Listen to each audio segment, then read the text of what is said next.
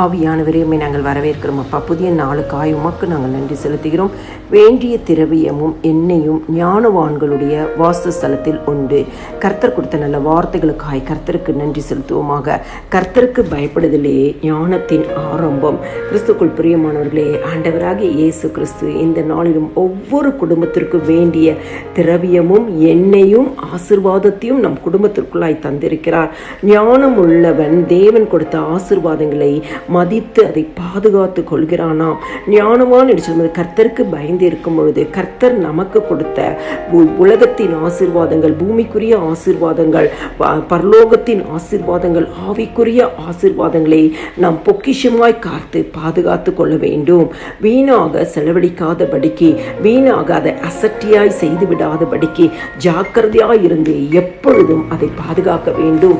நீதிமொழிகள் 6வது அதிகாரம் 6-8 வசனம் வரைக்கும் பார்த்தா, சோம்பேறியே, நீ எறும்பினிடத்தில் போய் அதன் வழிகளை பார்த்து ஞானத்தை கற்றுக்கொள்.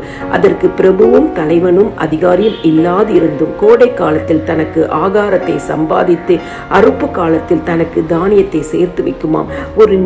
ஒரு எறும்பு இடத்துல ஞானத்தை கற்றுக்கொள்ளும்படியாய் நம்முடைய வேதம் இன்னைக்கு சொல்லுகிறது. கிறிஸ்துவுக்குள் பிரியமானவர்களே, ஆண்டவராகிய இயேசு கிறிஸ்து இன்னைக்கு நமக்கு எல்லாவித ஆசீர்வாதங்களையும் கொடுத்திருக்கிறார். அதை ஞானமாய் நாம் காத்து கொள்ளும் பொழுது நம்முடைய குடும்பத்தை ஆண்டவராகிய இயேசு கிறிஸ்து வேண்டிய திரவியமும் எண்ணெயும் கொடுத்து ஆசீர்வதிப்பார்.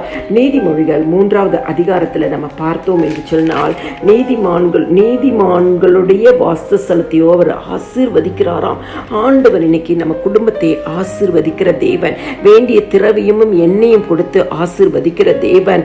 கர்த்தருடைய ஆசீர்வாதமே ஐஸ்வர்யத்தை தரும், அதனோடு வேதனையை கூட்டார் என்று சொல்லி வேதத்துல பார்க்கிறோம். கிறிஸ்துக்குள் பிரியமானவர்களே, தேவனுக்கு பயந்து வாழும் பொழுது, ஞானத்தோடு வாழும் பொழுது, அறிவோட புத்தியோட உத்தம நிதானிப்போட வாழும் பொழுது ஆண்டவர் நமக்கு கொடுத்திருக்க ஆசீர்வாதங்களை நாம் எப்படி செலவழிக்க வேண்டும், அதை கர்த்தர் கனம் பண்ணும்படியா எப்படியெல்லாம் நடத்த வேண்டும் என்று சொல்லி தேவ சமூகத்தில் ஜெபித்து நம்ம குடும்பத்தை நடத்தும் பொழுது ஆண்டவர் நம்மையும் நம் குடும்பத்தையும் தலைமுறையாய் ஆசீர்வதிப்பார்.